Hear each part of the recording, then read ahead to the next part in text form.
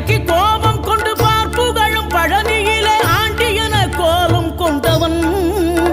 நீ தத்துவத்தின் சாரெடுத்து சுவாமி மலை எல்லையிலே தகப்பனுக்கு பாடம் சொன்னவன் காவல் என நின்று பெரும் சினம் தணிந்து தணிகையில கண் குளிர காட்சி தந்தவன் நீ பாங்குடனே கருள் தரவே பழம் முதிரும் சோலையில பரஞ்சோதியாய் நின்றவன் பரஞ்சோதியாய் நின்றவன்